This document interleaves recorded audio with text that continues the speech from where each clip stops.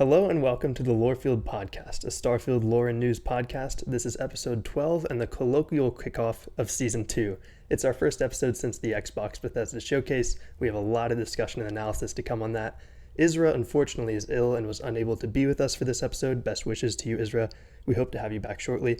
In their stead, I'm joined by BGS YouTuber and streamer Eldon The Noble. Hey. Glad to be here. It's a very special episode for you to be here. It's the first one since the showcase, like I said. We got 15 minutes of Starfield stuff, a little bit of lore info, which we'll get to, some pretty good info on mechanics like settlements and shipbuilding. What was your kind of general, 10 minutes after the showcase ended, how were you feeling about it? Very, very hyped. A little concerned about a couple things, but there was much more overwhelmingly positive and things to be excited about. And overall, since stopping and kind of watching it frame by frame, I have gotten insanely excited. And if I wasn't on the hype train before, I am definitely on there now. What about you? Yeah, Todd always has this sequence he does where, starts the game. At the beginning, you might even be like, okay, I'm, not sure how to feel about this yet. And then it just ramps up. And by the end, he just blows your mind. Like he did that with Fallout Shelter in 2015 and eventually talking about like all sorts of stuff with the game. And then in this one, when he said like, we're going to show you how big this game is, he ends it with that 1,000 planets for us to explore. Like, okay, like Todd, you win already. There's going to be more games being shown all summer long. You already win. But so yeah, I shared some of the minor concerns that people have, but overall extremely optimistic. And oh man, I just can't wait. I wish we had a date though. I know. And yeah, Todd has just that gravitas to be able to pull something like exactly what you described off, and it always comes across so satisfying. I wish we did have a date, but honestly, I'm glad that we don't, as in they've not committed themselves and they can spend as much time as they need to getting it right. And my best guess, I don't know, I think we might see if we don't see it at a random time, I think we might see it at a release date at the Game Awards. That's kind of where I'm expecting to kind of see something. Okay. Yeah, that'd be cool. I'm hearing a lot of talk about Gamescom and QuakeCon too. Mm-hmm. And those, I think... Oh, yeah, QuakeCon's coming up pretty soon, I think. I think that's in August usually. Yep, in about a month. I just looked it up in a little over a month. And yeah, I think we'll definitely see some things there for sure. Now, Gamescom, I'm not sure, but QuakeCon, it wouldn't make any sense for them not to show off anything or talk about it at all. So yeah, we can expect to see something there for sure. Very cool. So last episode we made a bunch of predictions, and Eldon, I know you were one of the people that submitted like your own predictions according to the prompts that we talked about on the show. What was one that you had like right on the money, and then another one that you were just absolutely wrong about? So the biggest thing I was on the money about was the section that was just a wild card where you got to fill in a prediction. Can't believe I was right about that, and I think I was the only wild card that was right. I'm not sure, but my wild card prediction was that we would have recruitable crew, that you would be able to go out, find crew for your ship, and that it would be, based on, their skills and what they can add to your ship, things like that, which we don't know for sure exactly about like individual skill levels, but given that there's a crew and different purposes of a crew, it kind of is safe to assume. But yeah, being able to have a crew for your ship, which was something I was hoping, but knowing that they've never really done anything like that. And when you look at, they've only ever had like one recruitable companion, and there was actually not much to do outside of recruiting one person at a time. It's not like there was a lead up into, well, this would just make sense, this would obvious. Plus, at the time, we only knew of the one ship, and it didn't seem that big to be able to have a crew. I was just thinking more like the size of Guardians of the Galaxy, where you had just a few people in the ship that did a few things, or like the Millennium Falcon, just a few people. I didn't realize it was going to be on the scale that it was. That's not even what I had in mind, but that is pretty big for Bethesda. That might not be, we saw in the video that your ship can have at least 10 crew members, I believe, at a minimum. That was the most amount we saw. And that may not seem like much for a spaceship, but that to me is pretty big for a Bethesda game. And so I was very excited to be right on the money with. One of the biggest things that I was wrong about, that I don't know if it was one of the biggest things, but it was something that keeps sticking in my head, is that for whatever reason I thought that the your starter ship that you've seen in the trailer, you've seen in everything, would be your only ship that you had. Now I knew there would be some ship customization, but I just thought you would be kind of customizing that ship to your, even when I watched it, I didn't see the different names at the bottom corner of the screen. So I just thought all of this customization was on the one ship. I didn't realize that it was going to be you could have different ships. Now, if we can have multiple ships at the same time doing, fleets and things like that, not sure. But I just thought you would have your hero ship like the Millennium Falcon that you would be able to infinitely customize, but that was just your hero ship, if you will, like we saw in that last Star Wars game, the Fallen Order, or Fallen Jedi, I mean, where you just had your one ship and that was your like hero ship. What about you? What was the thing you were on the money about, and what'd you miss? I know the biggest thing I missed was when I said that we would get planet to space flight, and then 2 days after the showcase, Todd is like, "Yeah, that's not going to be in the game." So that's one that I was totally off about. As far as the one that I was right about, oh gosh, I can't think of one. That's not necessarily good. No, Right? yeah, that's bad news. Um, I might have to look. Now I think they you not being able to go seamless from planet to space to planet side like you can say in a game like No Man's Sky. I don't think that's that big of a deal, and we've seen that they made that design choice pretty early on, which is good because it allows it to focus on other things. I feel like some people, even when playing it, will be upset by that because there's been games that have done this with no problems. But uh, to me, that doesn't affect my experience at all, really, and why I love a BGS game.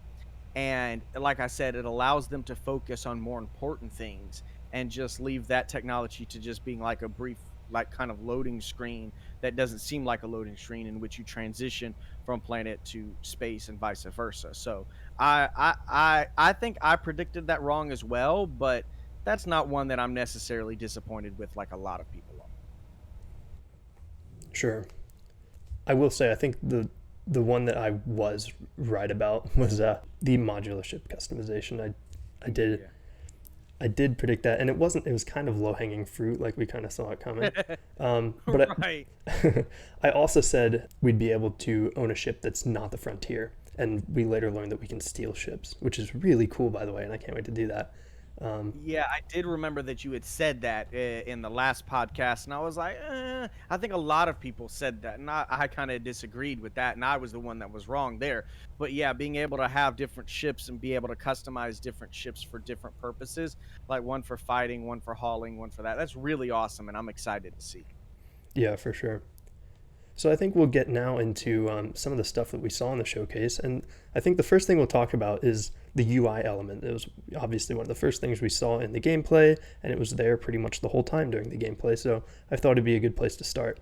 So in the bottom left corner of the compass, or well, getting ahead of myself, in the bottom left corner of the UI, we have a compass. Now, typically Bethesda games, you'll know, Eldon, they have like the centered like bar, and you have locations and where enemies are on this compass, and then you have the cardinal directions too. Now they've moved it to this like rotary thing where it's a circle, so you have a 360-degree view of the enemies around you all the time, but it's not in the center, it's going to be in the lower corner. So an interesting change, really changes something that they've been doing for the better part of 20 years. And I think that's a good change. I mean, I don't think that's going to add a ton, but I think it's a welcome change. And I like when they focus on things like that without making things too obvious. It increases the RPG mechanics of it, because one of the things of like hardcore RPGs is having to figure things out. It's not spelled out for you where you're given a clear path. At best, you're given a general direction to go. And here we see that, and I like that it's in a 360 ring. It gives you a little bit better be able to understand where exactly something is according to where you are. It's the whole 12 o'clock, 6 o'clock, 8 o'clock thing. Whereas before, with just the bar up top, you had, well, it's somewhere behind me, somewhere outside of my field of vision, not sure where. So I do think this is a better fine-tuned system. Yeah, I think this is a good way to like keep people from having their eyes glued on that compass, especially while they're exploring. Because now, if what you're looking for is off the compass, then you have a good idea of like you say where it is. It's a little more precise, so you aren't having to look up at your compass and turn until you see it leave like the edge of the compass, right? Like now you always know where it is, so you don't have to look there all the time. Right, exactly. That's a good way to put it, so that you can turn and, like you said, you don't have to constantly be looking at it. Okay, well, that's in my 7 o'clock, so I know how much to turn. Yep, there he is, and I immediately, turn away from the compass. Absolutely. In the center of that compass, we see the planet we are on, its name. In the gameplay, it was Crete. And we also see the time of day, which I think is evidenced by like the image of the planet and the amount of light showing on it. I'm pretty sure that's time of day. It could be like moon cycles or something, but I don't know what benefit that would have in the UI. So it's probably time of day. Right, because that was another question that was asked. Would have how is it put, the planets moving in a simulated manner. Yeah, we don't really see any of that in the showcase, and I don't know if it doesn't seem like something, based on everything we've seen, that we'll see. That was something I got wrong, but it does make a lot more sense for it to be the time of day, and I think that's a very great simple UI, so we could kind of see that. And what that also shows, though, that's interesting, that if you really get down and think about it, that if that is the time of day, then the time of day is different depending on what part of the planet you're on. And you could fly around to the other side of the planet, potentially, theoretically, and have a different time of the day, if that is the time of the day. Absolutely. Oh, that's a very good point. I was kind of wondering about the whole simulation thing, considering like space and the planet are going to be different instances, like how that's going to work. And right. Yeah, I don't know. I do wonder if there's in-atmosphere flight, because it would be really hard to like run across a planet and see any change from the regular day-night cycle. But if you can fly there, then there can be like, you can outpace like the planet as it rotates, and actually like switch into a different time zone or whatever. So yeah, I don't know how that's going to work. I think there will also be drivable vehicles, and I think that's something Todd Howard and BGS is holding close to their vest. I don't think they're going to show us yet, but I think it would not make any sense. There's no way for them to explain in a lore way why there's no vehicles whatsoever you can drive. I mean, in Elder Scrolls and Skyrim, I mean, the only real vehicle you could, for the average person to use, is a horse, and there is that. But then there's nothing else. And then in Fallout, they just kind of explain in lore that all of the vehicles and stuff that you could potentially drive has been busted, don't work anymore because of the Fallout. But with Starfield, there wouldn't really be a reason. So I think we will see at least some drivable vehicles, like some rovers or something. Now, again, I don't think that would be fast enough, but I am kind of curious to see if there will be some sort of flying within the atmosphere, like you said. Yeah, that's a very good point on the kind of the lore excuse not to have them. Also in this compass section, we have the O2 CO2 meter. This is something that we saw way back when we got those leaked screenshots. And there was a lot of speculation on that about like, oh, maybe if you're on a certain planet, there's not going to be as much oxygen, so you can't be like out exposed on the surface as long or something like that. I don't know how many people caught this. In the demo, when the player sprinted during the combat scene, that bar drained a little. So it's the stamina bar. Yeah. So I was wondering, now we were talking about atmospheric makeup with like how much oxygen is in the atmosphere. Could the planet you're on dictate how much stamina you have? That could be really interesting. Like overall, I'm excited about this O2 CO2 type of levels and how that's going to affect gameplay. Like that's very exciting, and I'm really looking forward to seeing what that is going to be like. But I that's a good way to think about that. The more oxygen that's in a planet, and maybe you don't need to wear wear a suit that protects you, the more you're able to sprint, or vice versa. Things like that. I think, yeah, that's a very good point. Cool. And on the bottom right, we also had like kind of standard stuff like your health bar, the weapon you're using, how much ammo you have. Right. And another thing, right quick, on that compass-based UI, I guess you could call it, that it also keeps the name of the planet down there for you, because I'm a person that, with you going to different planets, and I don't have the best memory, so if I'm booting it up and want to see what planet am I on, I don't need to go into any kind of menu system. I have it right there on the main screen. That's a great point. Yeah, and with 1,000 of them, that's gonna come in handy. Exactly. So I see. Well, another. Go ahead.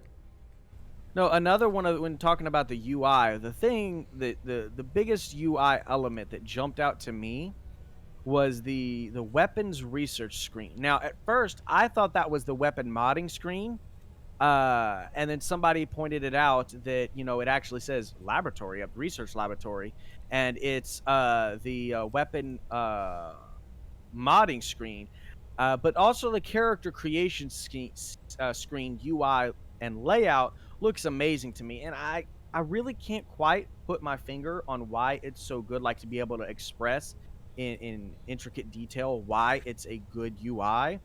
I just know that it looks amazing, it looks sleek, but it looks timeless. Like, it looks like something that will look good for many, many, many years to come. I don't think it will age, poorly or anything. It's got a very good, sleek UI, and I really wish I could explain why. I just know it looks good.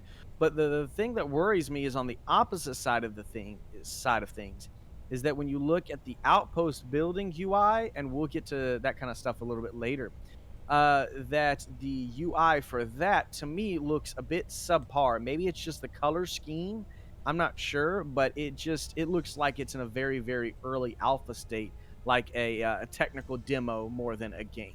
Now, that's just my take. I discussed it with some people. I didn't really see anybody else expressing those kind of things. But yeah, the weapon research screen, especially, the UI was just fantastic to me. I totally agree, and it does look like it'll look good for a very long time. Looking at you, Oblivion's menus and UI. I think one of my favorite parts about it is the font. Like, there's this very consistent font that they're using in a lot of different menus and like imagery and stuff. So that's pretty cool. Yes, absolutely. It's got it. Yeah, yeah. Among all the menus, the character creation screen looks a bit different than everything else, but you're right. There is a unified look where if you go into research or if you go into a different screen, they're all going to make sense and look cohesive together. Absolutely. I like that you pointed out that the character creation looks different, because there is like an in-universe explanation for that, which is that it's the Argos extractors like employee identification system.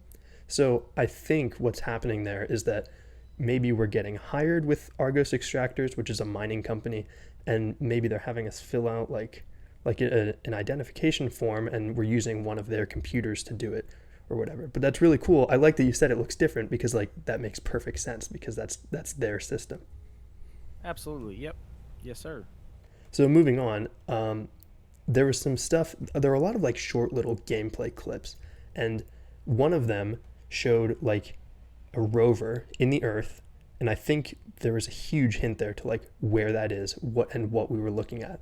So I think this was the Mars Spirit rover, and I'll go into a little bit of the Spirit rover's history if you don't mind. Absolutely, go ahead. The Mars Spirit rover was launched on June 10th, 2003 from Cape Canaveral, Florida. It was launched and it landed within the Gusev crater of Mars on January 4th, 2004. Gusev crater was postulated to be an ancient lake bed, but Spirit's exploration pretty much disproved that by not finding any deposits in the soil that would indicate the past presence of water. It pretty much just found like volcanic rocks. It also looked into Martian geologic processes, and it assessed whether those environments were conducive to life. And for the most part, it found that they were not, which is going to be another important point when we talk about Cydonia in a couple of minutes. But on May 1st, 2009, Spirit unfortunately became stuck in soft sand, and this is referred to by NASA as an embedding incident, where a rover gets stuck in the soil and is unable to get itself unstuck. and the angle at which it was stuck prevented it from recharging. So a few months later, almost a year actually, on March 22nd, 2010, humanity lost contact with the Spirit rover. The mission lasted 21 times longer than it was planned, so it was a resounding success, right? But a lot of that longevity is believed to be due to dust devils in the Gusev crater that routinely cleaned Spirit's solar panels. So it's this cool, like, unintended consequence of, like, the hostile environment actually helping the rover. But Yeah, you don't see that too often in space. Absolutely. yeah, exactly. So we see this rover that looks exactly like the Spirit rover embedded in some soft soil in the gameplay demo, and I'm pretty sure that is the Spirit rover. Yeah, it's going to be cool to see, things of, like, to be able to go and see that and maybe see other elements of the rover and other things on Mars like that. That'll be really exciting. And there is the huge implication, of course, that, like, it has not been explicitly confirmed that we'll be able to visit Mars yet. That's true. That is true. We do know we'll visit Sol, and Right. it's kind of like assumed that, of course, we'll be visiting Mars then, but it hasn't been outright said yet. Right. Because we do know that, to visit Sol will also be our planet Earth. And obviously, it would make sense to be able to visit it and explore it in its current state. And a lot of people have speculated as to the lore reason why we won't be able to land on the planet Earth. And it seems like there's the going kind of theory is that there's going to be so much built up debris around Earth that it makes it impossible to land. Okay. Do you think it could have gone kaboom from an asteroid? That is true too. That it could have had like one big, but then if it went kaboom, like it would have to be completely destroyed, or else even if it destroyed everything on Earth, but the Earth was still intact, you'd still be able to land, right? So I think that would have to kind of completely demolish Earth and leave it as just like some broken floating rocks in space, I wonder if we'll be able to visit, like, the Earth asteroid field. Right. Right, that's a good point. Or visit the moon. Are we going to be able to visit the moon? Oh yeah, I hope so. Because, that would be awesome to be able to go and visit the, the flag that was on there and all the stuff of, mankind's being on the moon. It would be cool to be able to go and visit those sites, like presumably you can maybe do on Mars. Right, and they are really leaning into, like, the history of spaceflight and like the old NASA stuff, because there's another shot that has the history of spaceflight museum. And what's interesting about this is that Bethesda, based out of Rockville, Maryland, almost certainly had developers travel to the National Air and Space Museum at the Smithsonian in Washington, D.C. It's like a 20 or 30 minute drive from Bethesda's office. So that would have been super easy. Maybe they even got some, like, special access to see, like, to get more knowledge about the stuff or whatever.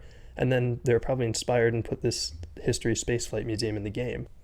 So, I think it would make a lot of sense, the fact that they would visit the Smithsonian. I mean, they visited SpaceX. I'm pretty sure they visited NASA. They spoke with a lot of different people. So with the Smithsonian being right there, I'm sure they got a special tour and saw everything. For sure, especially with them showing so much detail on the history of space, they kind of would have to. Yeah, and on National Space Day, I think it was, they uploaded, like, a picture of Todd Howard visiting the Kennedy Space Center in Cape Canaveral, Florida. Nice, yeah. So they put a lot of research and love into their games. Like when they were making Fallout 4, they spent a lot of time, in Boston and looking through everything. When they were making Fallout 3, it's funny to hear the interviews of them doing research at the Capitol and around DC surrounding that. So they put a lot of love and research in their games. Yeah, and also for 76, I know they traveled throughout West Virginia.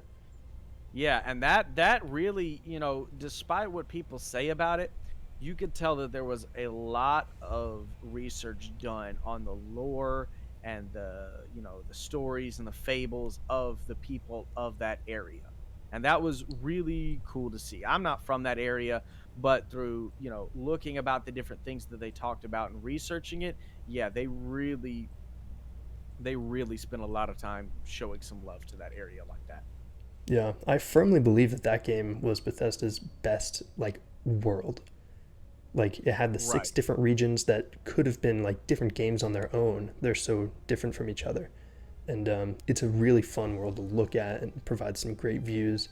There are other aspects of the game where like other Bethesda games kind of rise above, but as far as just the world itself, Fallout 76 is probably my favorite. Right, right. Now I'm just waiting for them to make a Fallout set in Louisiana. Oh, nice. Yeah, that'd be cool. New Orleans, please. Yep, yep, exactly, exactly. So one other interesting thing is that there's this mystery city. We know about three: New Atlantis, Neon, and Aquila, and we'll talk more about those in a bit. But people are curious about this fourth city, and as I understand, we differ on whether or not we saw it in the gameplay demo. There were these two shots on what looks like Mars. It's an orangish, reddish planet, and it's this kind of industrial-looking area. And on big letters is the word Cydonia on one of the walls. In real life, Cydonia is a region on Mars, and this looks like it could be on Mars. I think it probably is. I think we'd agree on that, right? It's probably on Mars. Right, right, right, right. Yeah, I don't see. Yeah, that's kind of a safe to assume, especially with that name. Yeah. In last year's trailer, we saw that Cydonia had something called Cydonia Security. Um, it was like scribbled on the mirror. I think Hmm. this is the fourth city. I think it might be underground. That could be. That's true. If there is more underground than what we've seen in the gameplay, that could be the fourth city. I'm still kind of hesitant on whether I personally, unless it opens out underground, I don't necessarily think it will be the fourth city. Now, if it does open up to be like a city-like thing underground, then yes, absolutely.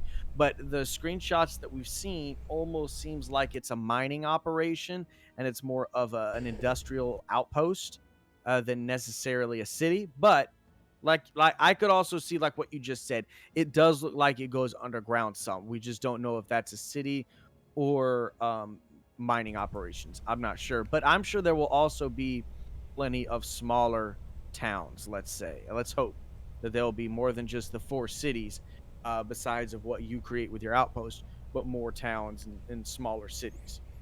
That's one of the things that excites me most with the exploration is finding these like random like towns and villages scattered throughout some remote planet, and like the people are absolutely like living life like on the very edge of death, barely getting by with enough food or with the hostile creatures that live nearby, whatever. Like it's I can't wait to come across those and like just talk to them and learn about the planets and stuff. Yep, we'll see if we come across a moisture farm. Yeah. There could be one on Mars that kind of looks like Tatooine. Yep, yep. But yeah, I don't know, the more that I look at screenshots of Cydonia, the more I flip a coin about whether I'm right or wrong. Like I kind of now the more and more I look at it, the more it looks like there's an expanse to it even above the ground that's making me rethink my position. But I probably won't get past staying on the fence until I see more. I'm kind of at best staying on the fence. Sure, yeah. One cool little like detail I noticed is that a lot of those pipes, which are definitely evidence to support that this is a mining operation, a lot of those pipes have like corrosion or like rust like built up on them, and so this is kind of an older settlement, and that makes perfect sense because when humanity goes into space, where's the first place we're going to go? It's going to be Mars, Right, of course. Mars. So that's kind of a just you can tell they were thinking about it. Whereas New Atlantis, which is in a different solar system, it's a lot you don't see like the rusted down structures and stuff that we see here. You know, and another good point to that, another that you just mentioned that makes me think that if we look at some of those pipes, some of them have that, others not as much, which will make me think that maybe it is a settlement, and it because it doesn't really rain on Mars, maybe it transport water, and through that the exterior, maybe tiny bit leaks here and there causes the exterior to rust some, whereas other pipes we don't necessarily see the same kind of wear. Maybe that does support the idea of it being an actual like city. Oh, that's a really good thought. Yeah, it could be. There could be evaporators out there that we don't really see. Mm-hmm. Yeah. Hmm. So speaking of cities, of the known cities that we do know, New Atlantis, the capital, Neon, and then Aquila. What city are you most excited to visit?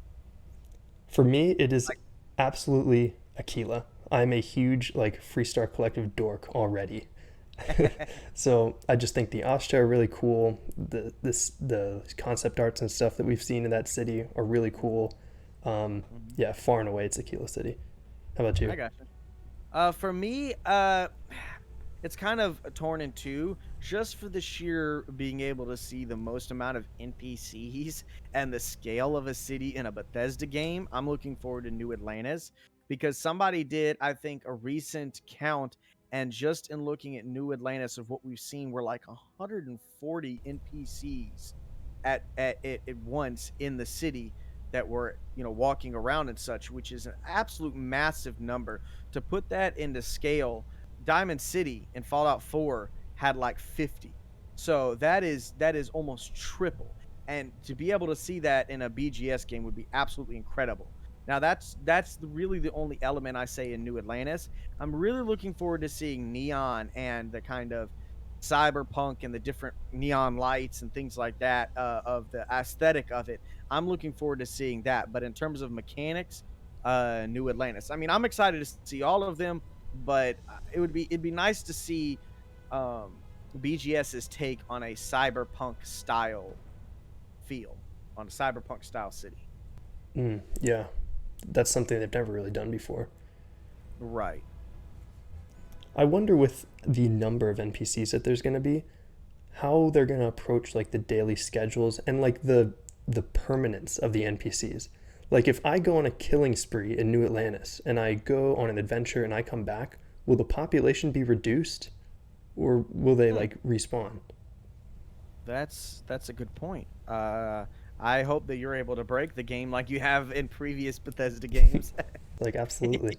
Yep, maybe it would be an interesting mechanic to see, is that yes, you can go on a killing spree and kill up everybody, and over time, maybe over not much time, but over time, it starts to repopulate with different people filling the same roles. Like it kind of goes into a NPC generator randomizer that just kind of randomly generates an NPC, randomly generates a name, and replaces the person you killed with this person, and they kind of take up. So shops would kind of repopulate, things would repopulate, but it would be different people. I think that would be a really nifty mechanic to see that I don't think a lot of people would really notice, but that would be really just add a lot of love and thought to the game. I think that would be incredible. That would be super cool. And they don't even really have to name them, right? Like it could just be citizen or settler. Like Right. that's less than ideal, really, but like Yeah, that's what I was about to it say. would work. But that's Yeah, then the only problem with that then is you've got again the voice line. So they would almost have to, whatever was, say, a generic male NPC, and if you shot and killed him, he would almost have to be replaced with another generic male NPC that would basically have the same voice because of, lines of dialogue, things like that. They can't record oh 20 yeah, different ways, 20 different full dialogues of random NPCs just to mix and match different things. Yeah, but that could still be pretty interesting. yeah, it could. Speaking of mechanics, settlement building's back and it seems to be revamped. There might be more involved with it.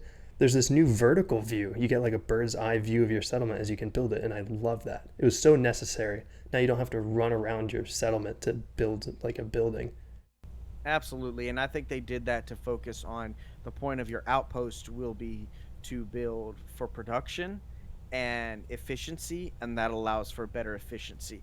Now, I am a bit worried on being able to decorate as fine tuned as you could with Fallout 4 and with even mods, having that screen and not being able to see otherwise, because it's looking at the different things we've seen, it seems like it's more of an overarching type of settlement or outpost building rather than showing any kind of fine tuning details. Now, I'm sure that's just to show off what's new and different.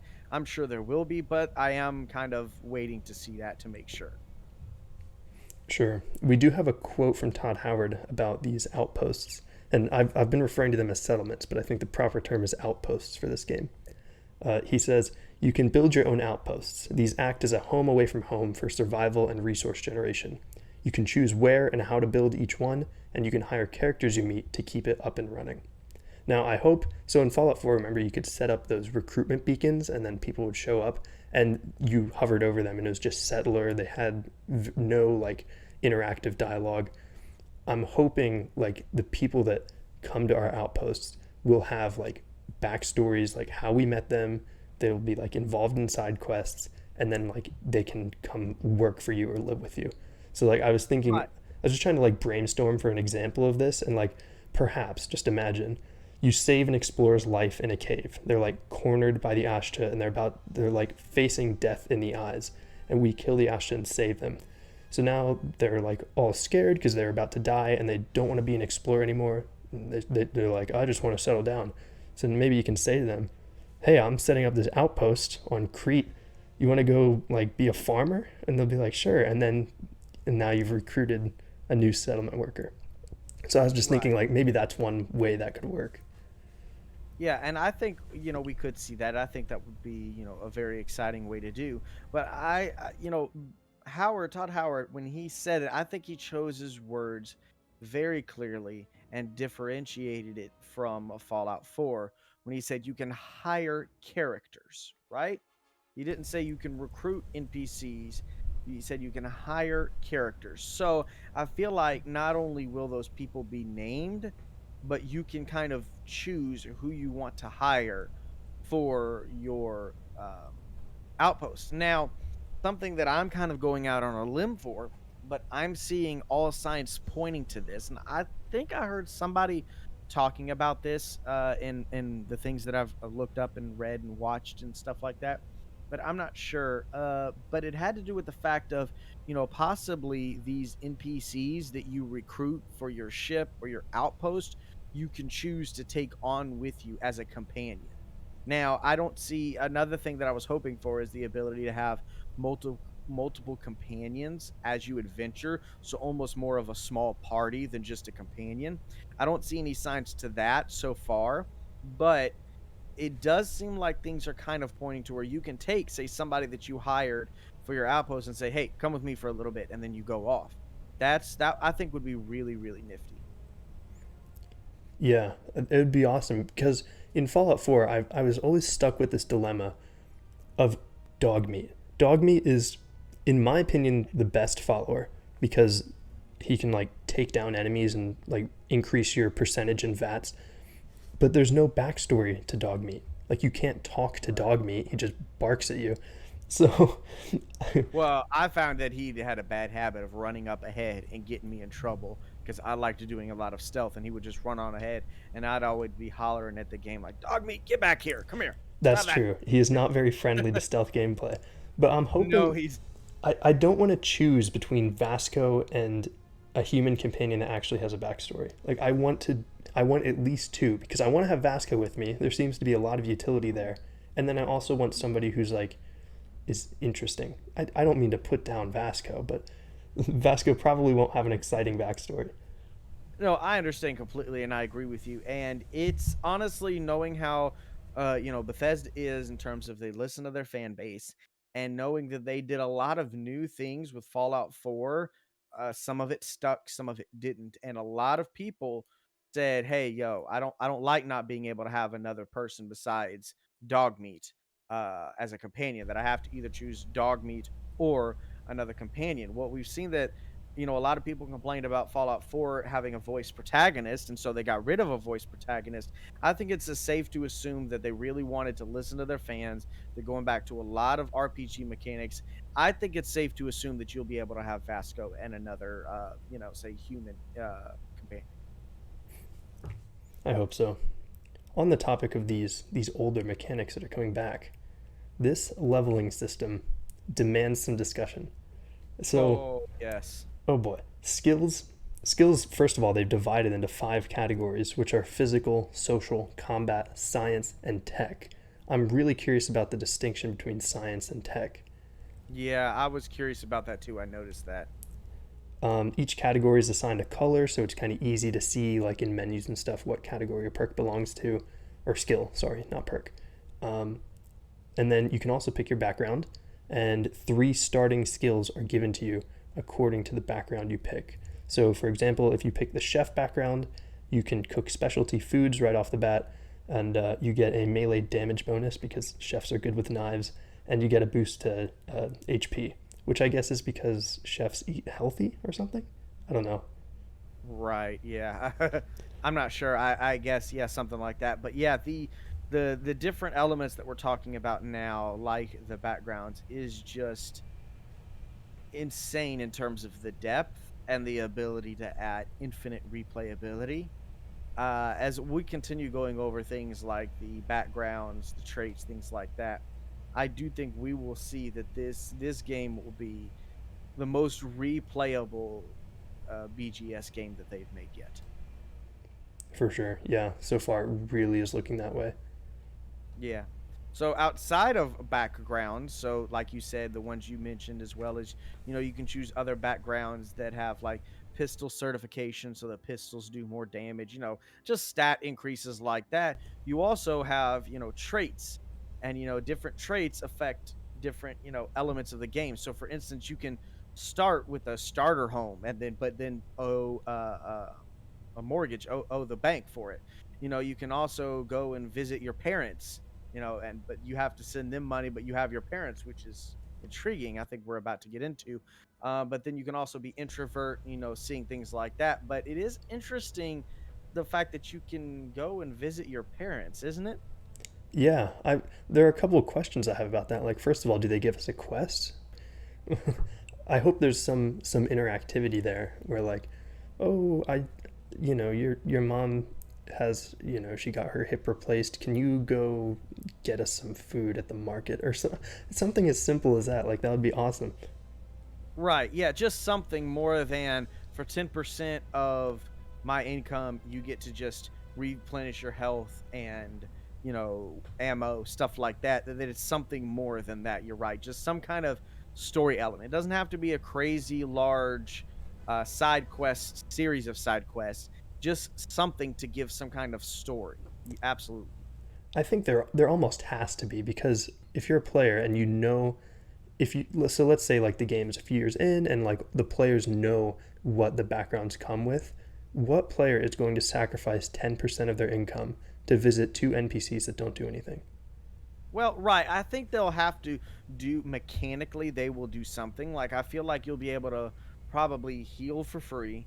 I would imagine that there would be other. You would get some positive buffs, like well rested, some buffs like that. And then maybe I don't know, like a refill on ammo or something. So mechanically, I think there'll be a reason, unless they just go all in with story, which I don't know. But yeah, but it's hard to call it already because we haven't seen all the traits. But I really want my first playthrough. I really want to choose that to be able to go and explore and see what that is like. The other curious thing with the parents is that since the parents are part of a trait, that means no matter what your background is, you can choose to be able to visit your parents. So will that change where your parents live? So like there's one background that is the neon street kid. So will your parents live in Neon then? Because you were a Neon street kid, you probably grew up there. You weren't an Yeah, that's a orphan good because you're point. right. Right, I never thought of that. Yeah.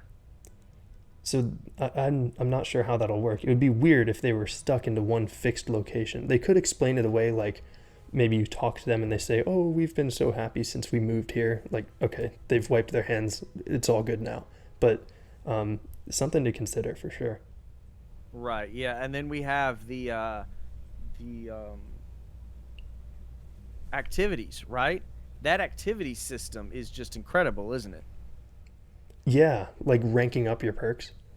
Yeah, the more you do it, the better you get at it. And the reason that I'm excited about that, the reason I'm excited about this is this right here. So if you wanted to jump in the game and immediately focus on nothing but setting up outposts, building up, making a lot of money, building up your armor, your guns, your ship, and all of that.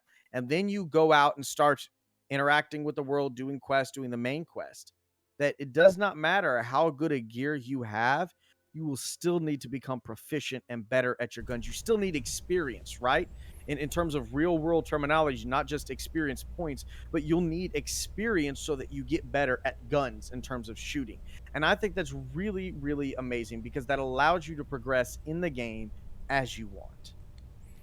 It is really cool. It seems like they've achieved this really nice blend between the best of Elder Scrolls leveling system and Fallout's leveling system, where you get the skill points and you invest them into the skills you want, but then in order to rank up the skill points, you use them. I think Right. that's a really cool like balance that they've struck here. And I do have some minor concerns. Like one of the challenges we saw was that you had to reload, I think, 100 empty magazines, and then your reload speed would increase. Couldn't you, if you have a ton of ammo, just unload empty magazines into the floor over and over again and kind of exploit that? I'm a little concerned about that, but that's something you can choose not to do, so it's not a huge problem. Overall, I'm Right. really, really pleased with that system.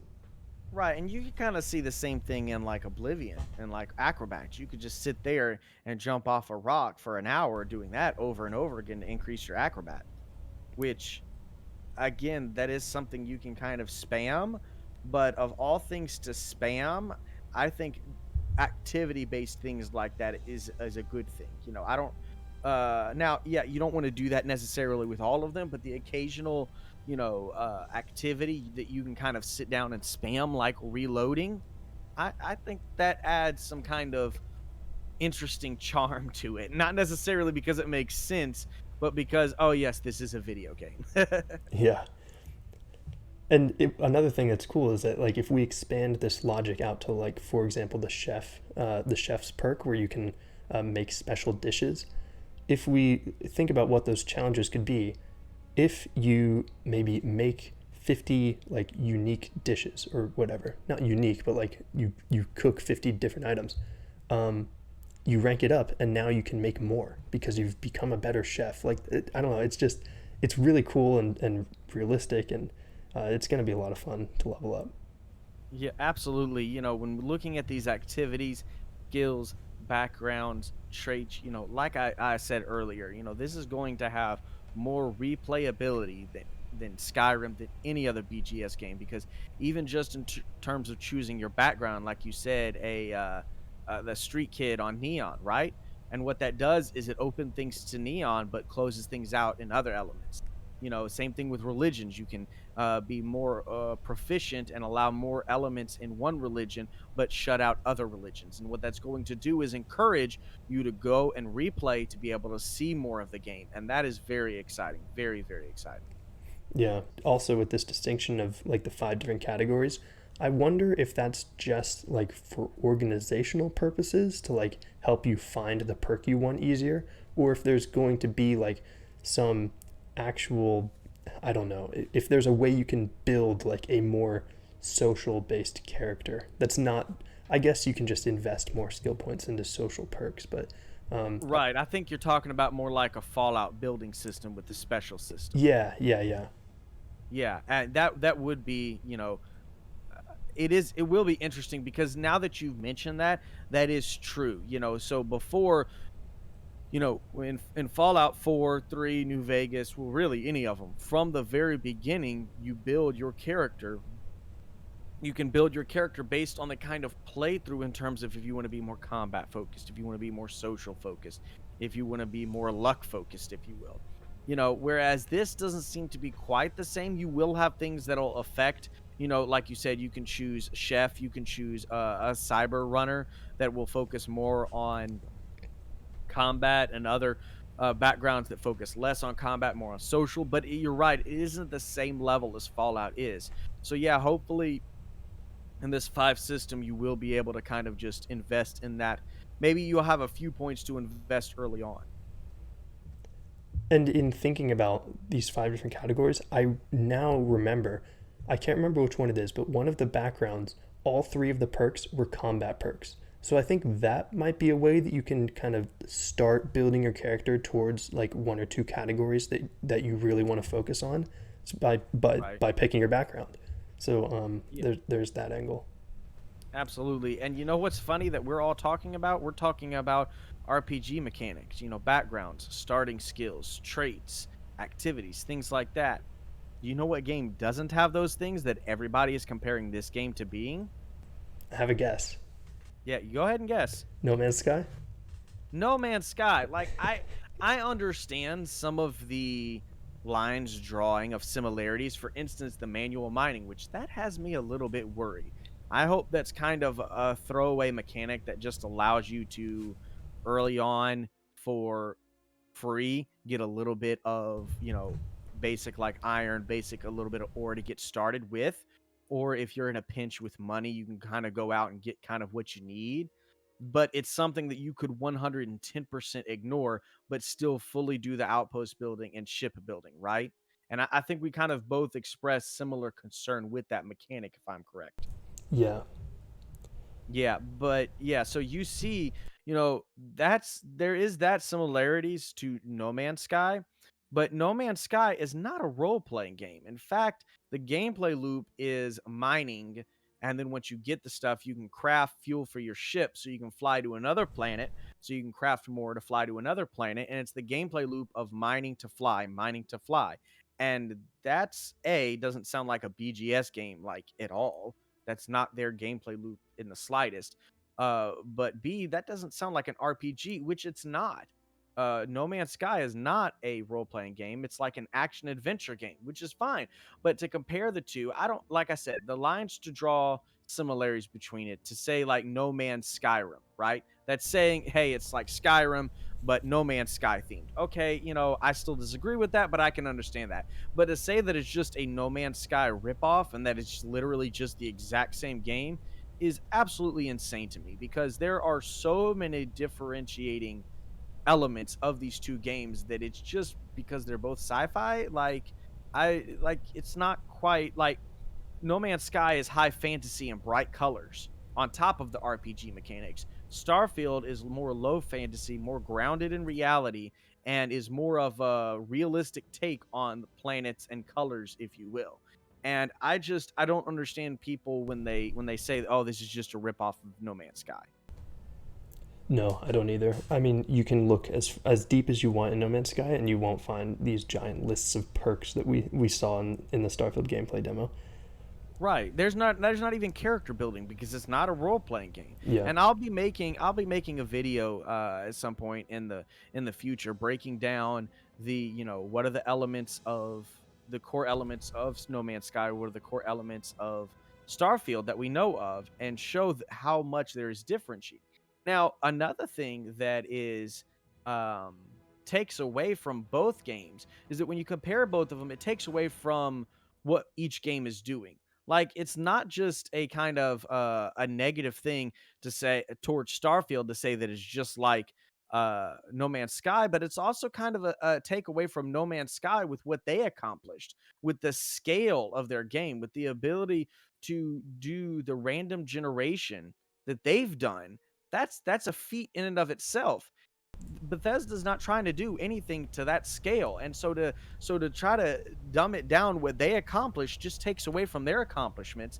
But people just hear that generation, that random generation, and oh, it's random generation in space, so that's No Man's Sky. And people just don't understand how Bethesda builds their game. They've been building their games with this generation for years and years and years. They just use it to set up the basics of nature, and then they go in and they layer their design choices on top of the generation.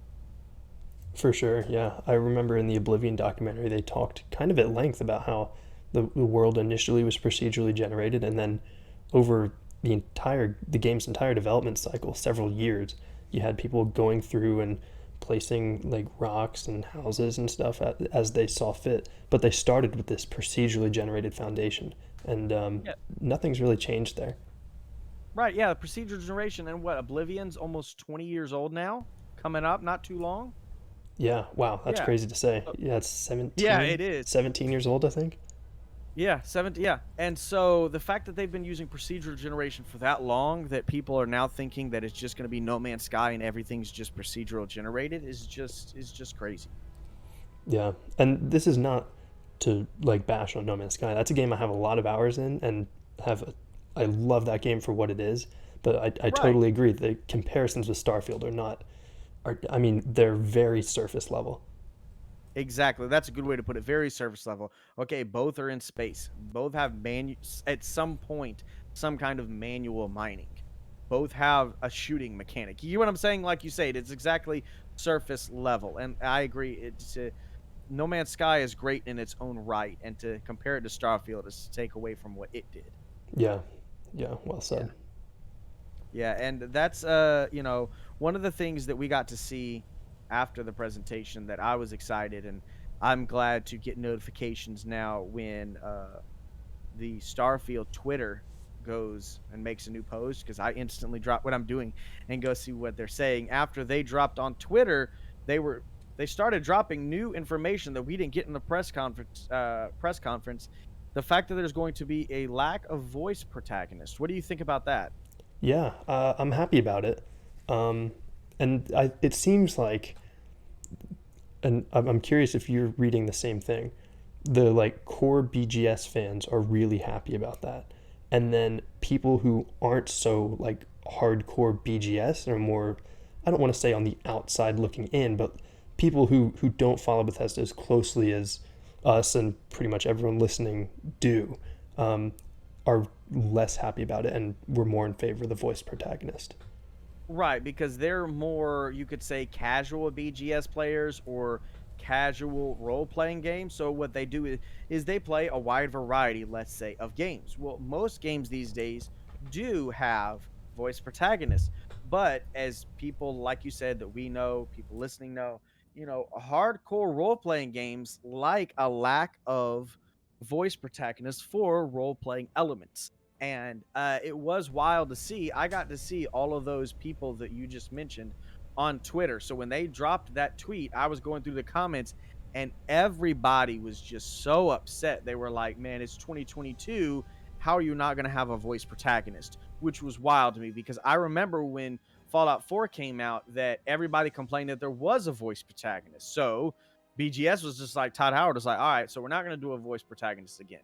And then they got the amount of backlash that they did. But like you said, I think it's the loud people, not the people that matter, that is voicing that opinion. The game, I think, is going to benefit so much from them. Really, I guess it's like a budget thing where like now you don't have to find protagonists who are going to spend 5 years voicing more protagonist lines than BGS has ever done. Like, so I guess we were doing this comparison between like the voice lines in Starfield and other Bethesda games.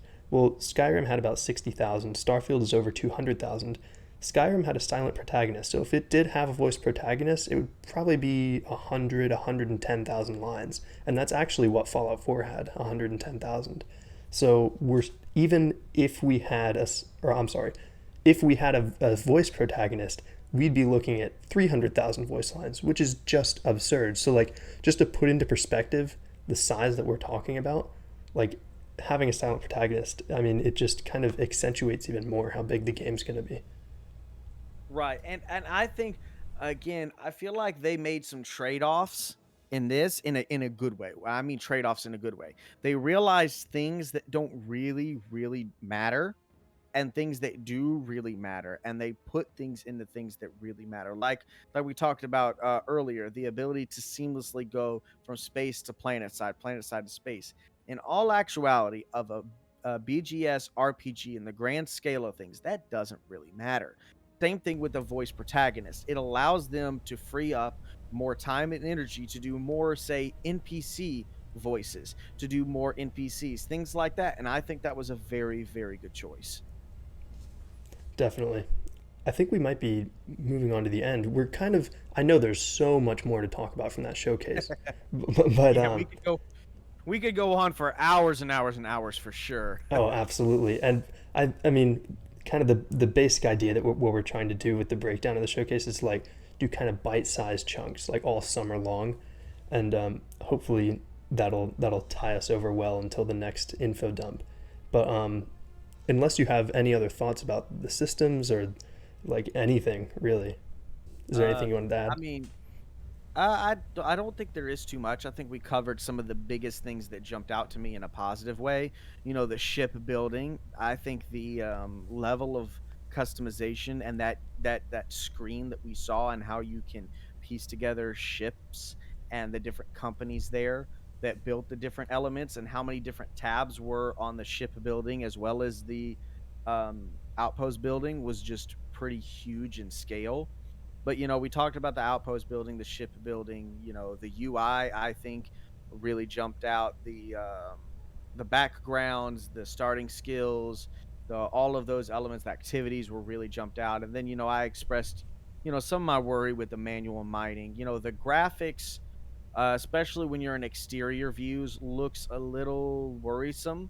As in this, graphics in a BGS game doesn't really matter too much, in my opinion.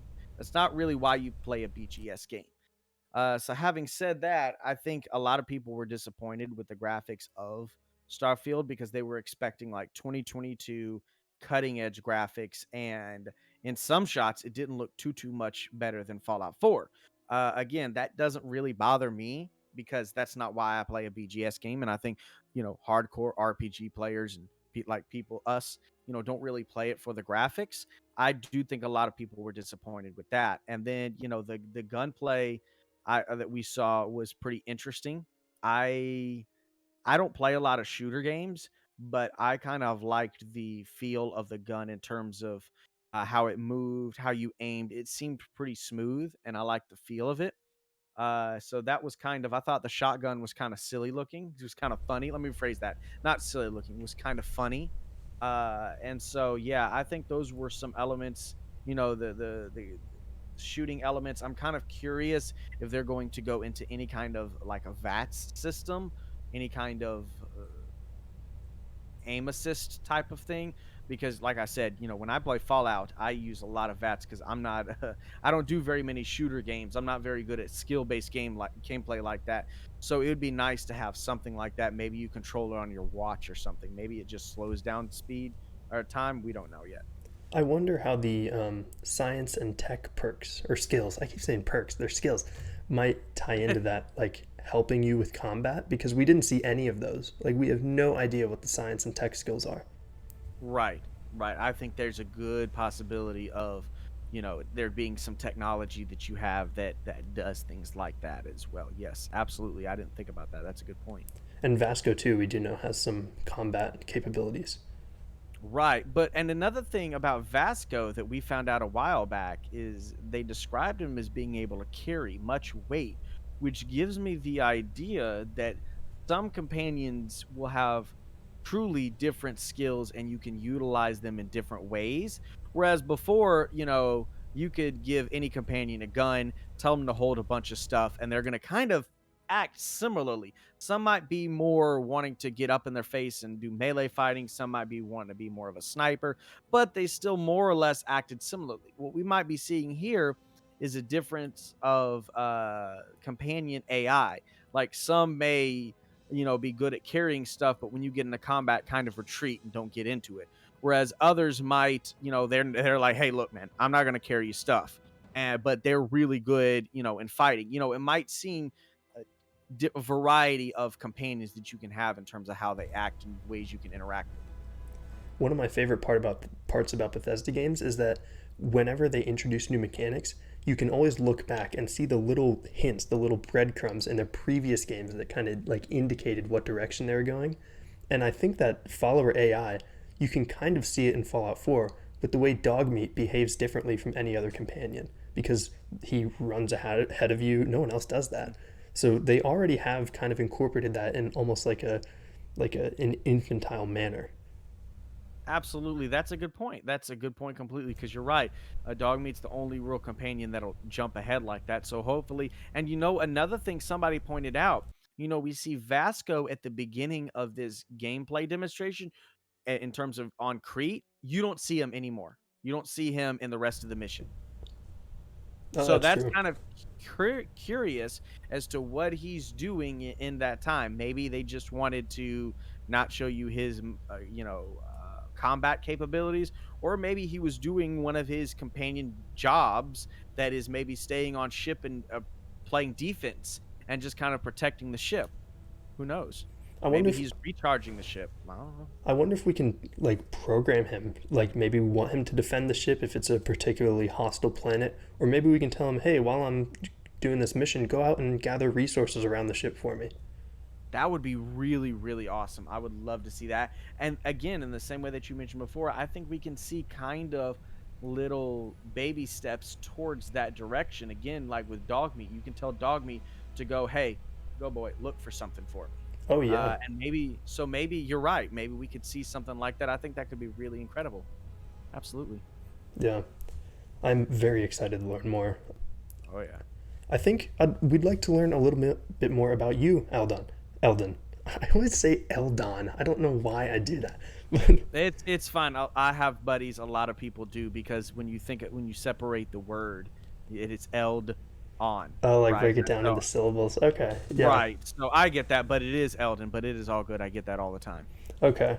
I'd like to learn more about your background with Bethesda Game Studios and how you got into content creation. So tell us your story. Everyone always has their own BGS story. Right. So I got started with BGS back in the era of the PS3. So we had gotten a PS3, my family, and it was one of those back in the days when PS3s were backwards compatible with PS2 games. We got it because we saw that they were going to be discontinuing that in future versions of the PS3, so we went ahead and got that. And so my dad, he plays video games as well. He's the reason he got me into video games at a very, very, very young age. Some of my earliest memories are playing on the Super Nintendo games with him, like Killer Instincts and games like Donkey Kong Country, and then the N64. A lot of games like that. But he wanted to find a game for the PS3 because this was a brand new system, really impressive hardware. Wanted a big game to really sink his teeth into, and he was looking at Elder Scrolls Oblivion, the Game of the Year edition. This is when the Game of the Year edition come out, and Assassin's Creed, the first Assassin's Creed. And I remember thinking in my head at the time, Assassin's Creed looked cooler to me, so I was kind of hoping he was going to go with that. But I'm glad that he ended up with going with Oblivion. So he got Oblivion, and he got the big thick guidebook. I remember the exact thickness of that book, how it looked, everything to this day. He got a big thick guidebook. And then so we got it home, and over the course of, I don't know, a long time, we would spend evenings where he would play it. I would have the guidebook, and I would guide him through the whole game. I would be like his, all right, up here, is a trap. You want to make sure there's a button to the side. You want to make sure you sneak up there, you press it before you go forward. Things like that. And I had a blast. I had no idea I could have so much fun not playing a video game, right? With video games. Like, it is one of those memories I will hold dear to my heart for my life, because it was just an incredible experience. And I wanted to do the same thing with Skyrim, because Skyrim, at that point, when we had gotten done with Oblivion by a little bit, the Skyrim was coming 11/11/11. I'll never forget that date either. And unfortunately, it came out when I was a freshman in college. So I didn't have the ability to stay home with my dad and guide him through the game like that. So, but my first game experiencing BGS was Oblivion, and it was incredible. I remember that step out moment. They spent so much time in the dungeon. I was kind of curious. I was like, is this the whole game? I'd never experienced a grand open world game like they had built before. So I really didn't know. I mean, I looked at the back of the case and I was like, it looks like you can go outside, but I was kind of a bit perplexed by that. And then he opened up the door to go outside of the dungeon, and it came out at night. Not only was this brand, we also had a very new TV, and this was back when a 1080p television was kind of the cutting edge of technology. And so he comes out and it's nighttime and he looks up and it's this bright starry sky and you can see across a large amount, and my jaw dropped. I was absolutely blown away because, like I said, I'd never really experienced an open world game up to that point. So I was absolutely incredibly blown away. And through the whole course of him playing it and me guiding it, I was just insanely impressed at the scale and the scope of what they were doing, and their gameplay loops and how they built their game. And so to me, Oblivion, even though technically I've never really played much of it, Oblivion will always have a special place in my heart because even though I didn't play it, I'm very, I remember it. I remember a lot of the elements. I remember a lot of different things. And then, Skyrim,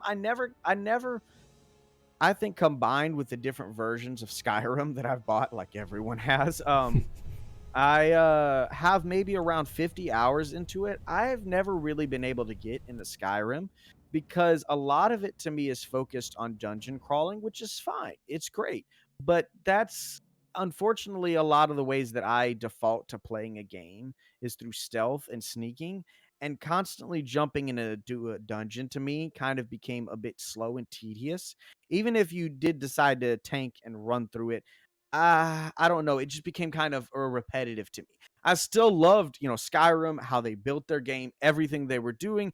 It just wasn't a game I could really get lost in myself. Right. Then, we had Fallout 4 getting ready to come out. Now, I had heard of Fallout. I'd kind of seen it around, but I'd never really gotten into it. And I had a buddy in college that really liked the Fallout games, and so he was excited about it. And so I decided, I was like, you know what, I'll go try Fallout 3. I tried it.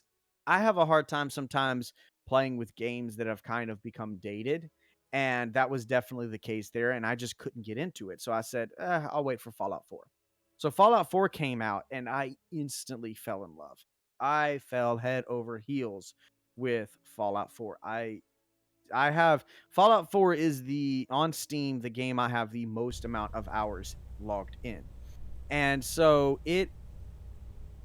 what's funny though is back then I didn't actually own Fallout 4. I had family share with my buddy in college, and when he wasn't playing it, I was playing it. And because I'd never played it before, any of the Fallout games, so what little bit I tried of Fallout 3, I didn't care for. So I didn't know if I was going to like it. Well, it wasn't very long that I bought my own copy and the season pass to get the DLC. And I think before all the DLC had come out, I had like 200 hours logged into it. So I had very much fallen in love with that game.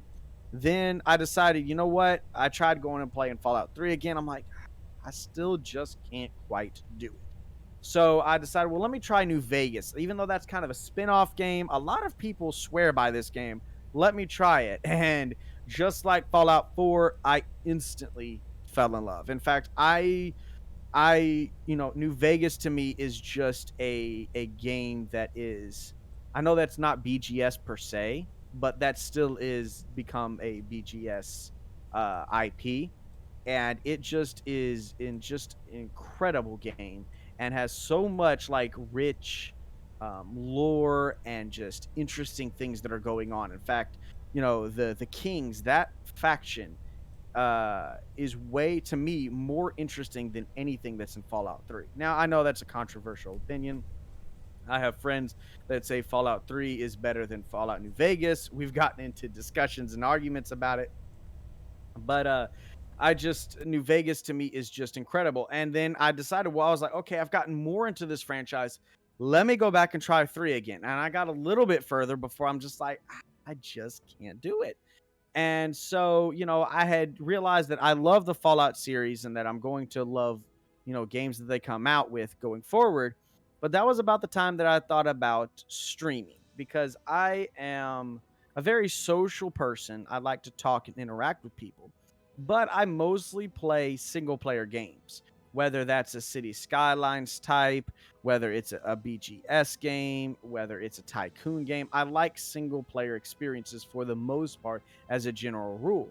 And so I found that through streaming, I could experience these single player games, these single player worlds in a social atmosphere. And I instantly just fell right into it. I instantly clicked with it and I've thoroughly enjoyed it. So when I got started with, streaming, I said, you know what I'm going to do? I'm going to go through the whole Fallout series. I'm going to start with Fallout 1, 2, play 3, make myself play 3, play New Vegas, play 4, and then play some 76. Which 76, I remember I had pre-ordered and I thought about getting the super special edition. I don't quite remember what it was called, but I had pre-ordered it from GameStop, and I still have some of the little posters they gave out at midnight here. But I remember when that game came out. That was after I had played 4 and New Vegas, and so I was pretty excited about it. But when I decided to stream, I started a little bit, found that I was enjoying it, found I had some people that was enjoying watching me, and I said, look, I'm going to stream through the whole Fallout series. And so I started with Fallout 1, and that was rough, but we made it through. Luckily, I like to play these games, whereas I like to encourage uh backseat gaming, where people say, hey, nope, go this way. They tell me better ways to do things, and so I encourage that. And so what that allowed for is people to come in and say, hey, no, actually, to progress to the next section of the game, you need to go over here, where they wouldn't ruin the first time experience with me for me, but they would also help me move along with it. And that's the only reason I was able to get through Fallout 1 without having to look up a lot of stuff. Now, unfortunately, we got to Fallout 2, and I played a decent amount, but I didn't really have anybody there that was very familiar with Fallout 2, and I was kind of just spinning my wheels. And it was kind of frustrating because I wasn't enjoying it in terms of content creation, streaming, because I didn't want to just look up before every stream exactly how to do what to do, because that's not really fun anymore, experiencing something for a first time with my audience. So after a little bit of that, I just moved on from Fallout 2. I'll see about visiting it again. But then we moved to Fallout 3. And through this, it made me, it forced me to get into finally play through Fallout 3. And I enjoyed it. I got some things out of it. There were some things I was disappointed in, but for what it was at the time, not to take anything away from it, it was a great game. I still do think New Vegas is light years better, and that's what we're on now. We're in New Vegas, and then once we get with New Vegas, we'll move into a heavily modded Fallout 4 game. Going through Fallout 4, and then we'll end up with some Fallout 76, going through mostly story more than trying to progress as far as possible to get the story of it all, because that's what we're also playing. So, like for right now on my Twitch channel, we have where people can use their channel points to vote on the kind of playthrough in Fallout 4 that we're going to go through, whether it's Brotherhood of Steel, the Institute, um, the the railroad, things like that, because I enjoy, like I said, playing things socially. So that kind of is my story and what led into BGS. And I just, again, whether I play a specific BGS game or not, I really like how they make their games. So, like I said, I didn't do a ton much in Skyrim, but I really love it for what it is and how they made it. And then when I found out, you hearing a little bit of rumblings about Starfield back when it was just a trademark, I was like, okay, back then, I was familiar enough with to know that they had a trademark, multiple trademarks for a game called Starfield. So when they announced it back in 2018 that we are working on a game called Starfield, I wasn't completely, like, what? I had no idea. And I started really getting excited. I mean, obviously a BGS game in space sounds amazing, but what really got me excited about it was knowing that it was kind of going to be a grounded, low fantasy experience, as in it wasn't necessarily going to be like Star Wars, Star Trek, with the tons of different races and you blasting off to all over the entire universe and experiencing wild, crazy things. It was a much more grounded experience. In fact, I'm not sure who said this, but they said that Starfield is going to be like what Flight was in the 1940s, where it was common but still dangerous and still something people were getting used to. And I really like that kind of low fantasy take on sci-fi, and that's when I just started getting really, really excited about it, to where by the time we saw things in last year in 2021, I was just, I was on the hype train by then. But yep, that's kind of my background in BGS, mostly with Fallout. But still, I'm looking forward to the next Elder Scrolls games, and apparently Fallout 5 after that. Yeah, apparently. I think they've still it's still just a one page Google Doc on their server. But that is such a cool story all the way from the beginning. Like having such a cool shared experience with your dad, like that just kind of shows like the power of video games. Like that single player game has created such a cool social experience between you and your dad, and then all the way through exploring all the Fallout games on stream, and then kind of diving deeper and deeper into the not only Bethesda but also the classic Fallout catalog live on stream with your audience. That's so cool. So Yep, it has been a very amazing and rewarding experience. Now, one of the things that I've always wanted to get into is being able to make my own mods for Bethesda games.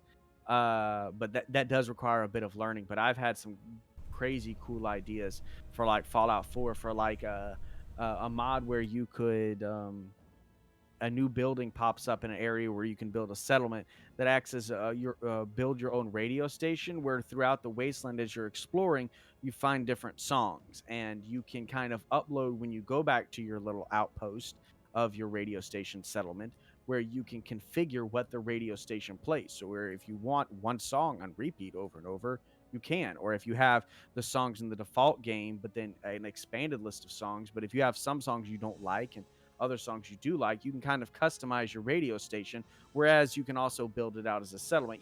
Mods like that. And I might see about trying to learn a little bit for Starfield, but the modding capabilities of BGS games are incredible. I have a hard time playing any BGS game without at least a mod or two. that is awesome. I love that mod idea because Johnny Guitar I'm not a huge fan of. But Starfield should be a great game to learn the creation kit on, so that'll be Oh cool. my word, yes. The modding capabilities, or the modding potential of this, I think is also unprecedented. I think it's going to again dwarf Skyrim in terms of the modding potential and everything you can do, because now we have over 1,000 planets of things you can do. I mean, I wouldn't be surprised to see, people just modding in whole cities on these planets. Exactly. Yeah, there's so much real estate that they'll be able to do that. Absolutely, absolutely. Yes, yes, yes. Thank you very much, Eldon, for taking the time to be with us on the show. Please, it's the least we can do. Please plug where you stream, where we can find you, where we can follow you. Oh yes, I've already been talking to my community about it because I've been very excited to be here this today, to be here with y'all, and I'm hoping to come back at some point because this has been incredibly exciting. Because what it does is it helps. Not only do we get a time to discuss it, but it also excites us even more being able to discuss it, and the things that like we've been discussing, that's made us find things that we didn't think about before. Yeah, yeah, absolutely. So, where can we find you on YouTube, Twitch? YouTube and Twitch, all I do have a Twitter, but I'm not really active too much on there because Twitter is kind of weird. But the most of it's YouTube and Twitch. You can search me up, Eldon the Noble. 3 separate words. On Twitch, I usually am live Monday, Wednesday, and Friday, from starting at 8 p.m. Eastern Standard Time. Now that is kind of changing here and there, about when I'm live, especially now that I have a child on the way. That will Oh, definitely. congratulations. Yeah, thanks. Our first one, in fact, we'll be finding out here soon over the next few days on whether it's going to be a boy or a girl, and so we're very excited about that. But with that comes, things that allow that make schedules change no matter what you're doing. But Yeah. right now, it is Monday, Wednesday, Friday, from starting at 8 p.m. EST. And we like to do also a little bit of, in fact, I think we're fixing to get ready to start a Pokemon series where we go back and play Pokemon Fire Red and play through it as a community, and kind of like make decisions as a community, like vote for which starter to go with and things like that. And so we're excited about that. But yep, Eldon the Noble, Twitch and YouTube. Awesome. And Awesome. I'm trying to also work on my own series of YouTube videos on Starfield, breaking things down, things we're excited about, just different elements kind of covering the development up to Starfield up until launch and then after launch. Yeah, I'm excited for that. And I haven't caught all of your streams, but I have spent considerable time in them, and it's a ton of fun just kind of chatting about BGS or figuring out how to progress if you're having trouble, whatever. Not that you're like bad at the game, but so like you were saying, yeah. Having a guide, absolutely, it does help, because there are some times where I'll miss something or I don't quite understand something because something will go over my head, and then all it does sometimes is take a little bit of a helpful word from somebody to make it click and go, that makes sense, let me go that way, because it is a big open world and you could get lost in it. And so that is good. I'm glad that you enjoy it, and I try to make it as fun and enjoyable as it can be. Cool. I think we're ready now to move on to our last segment of the show, which is the Starfield itch scratching. Sorry we didn't do that on the last episode, but we ran so long. I think we told Juicehead we were hoping it would be 2 hours or less, and I think we were at 3 hours and 20 minutes by the time we got to this part of the show, so we just skipped it last time. But well, that was a great episode. That was really a lot of fun to listen to. Oh, thank you so much. Yeah, so we'll each come up with any game. It can be like a book, music, movie, whatever, that will scratch the Starfield itch. This month I'm going to recommend, it's a weird one again. Last month 2 months ago I did Animal Crossing. This month I'm going to do American Truck Simulator. And it's kind of a loose connection to Bethesda, but there is that element of exploration, and then you have some managing to do that could kind of tie into the Outpost system, because you have to like manage your truck fleet. And there's also Euro Truck Simulator if you're not a fan of the States or you want to explore a different part of the world. So I guess I'll recommend both American and Euro Truck Simulator. Just kind of a fun series, very niche. It has a really cool, like, tight core community. The subreddit Truck Sim is pretty fun to browse, even though I don't have like a wheel. I just use a controller, but it's a fun community to partake in, and fun games to try out even for just a few hours. Absolutely. Those are some fun games. I've played them myself. Now, you said that could be like music or movies or something else besides video games as well? Yeah, any medium. Okay, I got you. Well, then I would have to say, if I had to choose one, it would probably be the movie Interstellar. That is such a fantastic movie. It's a great low fantasy sci-fi epic that is very much does the same kind of question, what is out there? Who are we? Where are we trying to progress? It's got a fantastic score, great acting, but it's very much about space exploration, and that is a favorite movie of mine. Just a fantastic movie from beginning to end. That is cool. I actually haven't seen it, but it is very high on the list because. Oh yeah, I would have to say you got to put that at the top of your list, man. It's a great movie.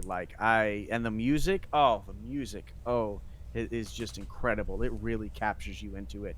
Now, if I had to recommend, say, a game to scratch the itch of Starfield until it came out, I would maybe say Satisfactory, because that's about, its resource and production, like you're building up production outpost in a sci-fi environment. It is a bit more high fantasy, and it is like Factorio, but more 3D. But I think that could also scratch a little bit of that itch as well.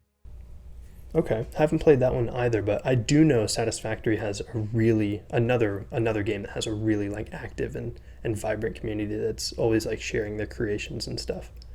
Yep, and their development team is very active in communicating with active development of it. In fact, I think they just released an update recently, and they were very vocal leading up to it about this update's going to be kind of different, things like that. And that's always great to see in a studio that's working on early access types of games, is a lot of communication of both ways.